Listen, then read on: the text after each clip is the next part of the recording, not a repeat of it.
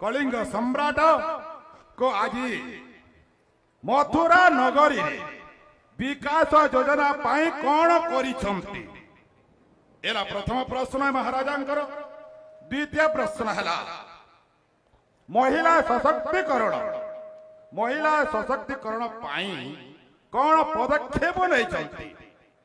एवं तृतीय प्रश्न है हे मथुरापुरवासी आबाल वृद्ध वृद्ध मोरी मथुरा कृषि अंचल सर्वाधिक चाषी रही मोहरी यही मथुरा गढ़ तांकरी उपरे कृषक मान योजना उपरे केते कार्य फलप्रद होईछि ताहा सुचिंतित मंतव्य देले त्रिभुवन विजय कंस आत्मतृप्ति लाभ करिवो।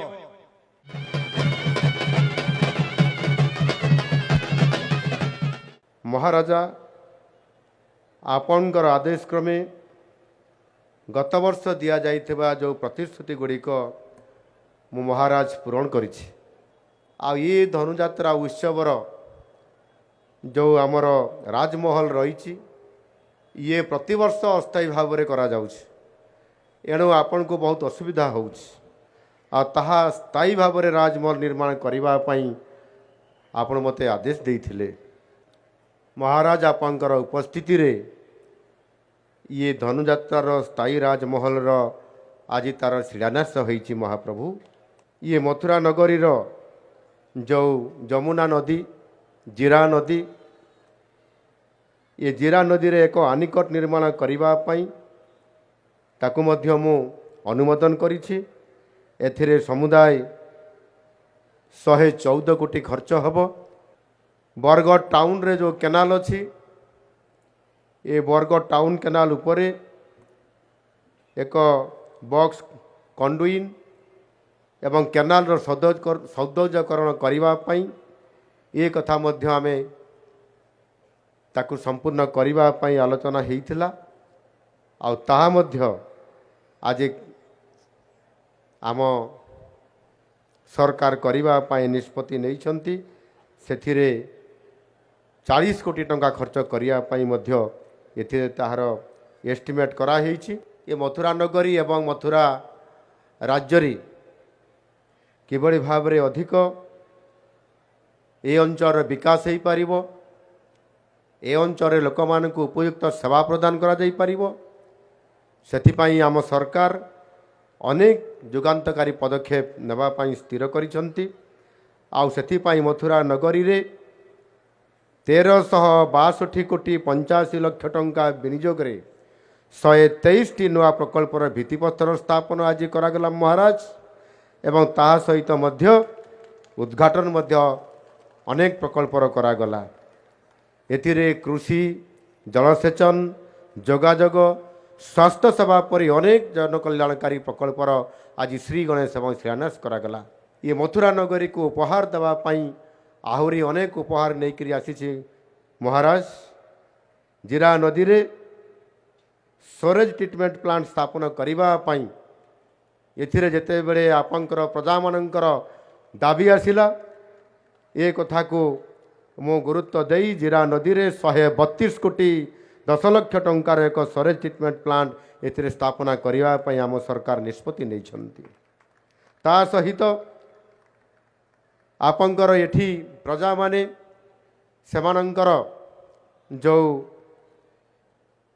बिक्री करबा पई विभिन्न पनीपरिबा ठू आरंभ करी शस्य पर्यंत ताकू जेभली भाव रे एवं व्यवसाय करबा पई अनेक समय रे कौठी उठा दुकान कौठी आपंकर संपूर्ण भाव रे ताहार सुव्यवस्था आपंकर मथुरा नगरी रे हेई पारि नथिबारु प्रजा माने भारी असंतुष्ट रे रहउछंती एवं असुविधा मध्य भोगुछंती। से कारणरू आम सरकार निष्पत्ति नेले एथिपाई मध्य गोटे भेंडिंग जोन करबा पई आउ सेथिपाई 30 कोटी टंकार एक अटकल करी ताकू कार्यकारी करबा पई आम सरकार निष्पत्ति नैछंती महाराज। ता सहित ये बरगढ़ आउ आपंकर मथुरा नगरी रे जेभली भाव रे लोकसंख्या वृद्धि घटुछि ଯାନବାହନ ଚଳାଚଳରେ ତାର ଆବଶ୍ୟକତା ବଢ଼ୁଛି ଏବଂ ତାହା ସହିତ ମଧ୍ୟ ଯେଭଳି ଭାବରେ ଏଠି ବସ୍ ଚଳାଚଳ ହେଉଛି ଏବଂ ସେଥିପାଇଁ ଏକ ବଡ଼ ବସ୍ ଷ୍ଟାଣ୍ଡର କରିବା ପାଇଁ ଆମ ସରକାର ନିଷ୍ପତ୍ତି ନେଇଛନ୍ତି। ଆଉ ସେଥିପାଇଁ ଇଏ ବରଗଡ଼ ସଦରର ଏ ମୁଖ୍ୟ ସଦର ମହକୁମାରେ 66 କୋଟି 64 ଲକ୍ଷ ଟଙ୍କାରେ ଏକ ଅଟଳ ବସ୍ଷ୍ଟାଣ୍ଡ ନିର୍ମାଣ ହେବା ପାଇଁ ଆମ ସରକାର ନିଷ୍ପତ୍ତି ନେଇଛନ୍ତି ମହାରାଜ। ଏବଂ ଏହା ସହିତ ଆମର ଗ୍ରିଣ୍ଡଲ ଠାରେ ଏକ ଅନ୍ତର୍ନଦୀ ଜଳାଶୟ ନିର୍ମାଣ କରିବା ପାଇଁ ମଧ୍ୟ ଆମ ସରକାର ନିଷ୍ପତ୍ତି ନେଇଛନ୍ତି। ଏଥିରେ ମଧ୍ୟ 150 କୋଟି ଟଙ୍କା ମାଧ୍ୟମରେ ନିର୍ମାଣ କରିବା ପାଇଁ ଆମ ସରକାର ନିଷ୍ପତ୍ତି ନେଇଛନ୍ତି। ଏ 4ଟି ପ୍ରକଳ୍ପ ପାଇଁ ସମୁଦାୟ 378 କୋଟି 10 ଲକ୍ଷ ଟଙ୍କାର ଅର୍ଥ ଆମ ରାଜ୍ୟ ସରକାର ନିଷ୍ପତ୍ତି ନେଇଛନ୍ତି, ଅନୁମୋଦନ କରିଛନ୍ତି। ଏଣୁ ନିଶ୍ଚିତ ଭାବରେ ଇଏ ମଥୁରା ରାଜ୍ୟରେ ବରଗଡ଼ ମହାନଗରୀରେ ଯେଉଁ ସବୁ ସମସ୍ୟା ଅଛି ତାକୁ ଆଗାମୀ ଦିନରେ ଆମ ସରକାର ପୂରଣ କରିବା ପାଇଁ ପ୍ରତିଶ୍ରୁତିବଦ୍ଧ ମହାରାଜ।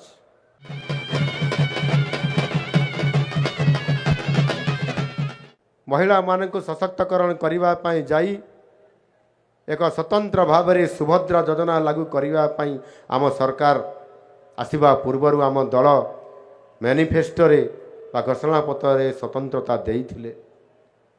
ଆମର କଳିଙ୍ଗରେ ଶାସନ କରିବା ପାଇଁ ଅଧିକାର ପ୍ରାପ୍ତ ହେଲା ସଙ୍ଗେ ସଙ୍ଗେ ଆମେ କ୍ୟାବିନେଟ୍ ବସେଇ ସେଇଦିନ ନିଷ୍ପତ୍ତି ନେଇଥିଲୁ ମହିଳାମାନଙ୍କୁ 50,000 ଟଙ୍କାର ଆର୍ଥିକ ସହାୟତା ପ୍ରଦାନ କରିବୁ ଏବଂ ପ୍ରତିବର୍ଷ 10,000 ଟଙ୍କା ଦେବୁ, ଗୋଟିଏ କିସ୍ତିରେ 5,000 କରି। ଆଉ ସେଥିପାଇଁ ଆପଣଙ୍କର ମଥୁରା ନଗରୀର ସମସ୍ତ ମହିଳାମାନଙ୍କୁ, ସମସ୍ତ ମୋର ସୁଭଦ୍ରା ଭଉଣୀମାନଙ୍କୁ ଆମେ 10,000 ଟଙ୍କା ଲେଖା ପ୍ରତିବର୍ଷ ହିସାବରେ ପ୍ରଦାନ କରିସାରିଛୁ ଏବଂ ସେଥିରେ ସମ୍ପୂର୍ଣ୍ଣ ଭାବରେ ଜଣେ ଜଣେ ମହିଳାଙ୍କୁ 15,000 ଟଙ୍କାର ଆର୍ଥିକ ସାହାଯ୍ୟ ଆମ କଳିଙ୍ଗ ସରକାର ତରଫରୁ ପ୍ରଦାନ କରାଯାଇଛି ମହାରାଜ।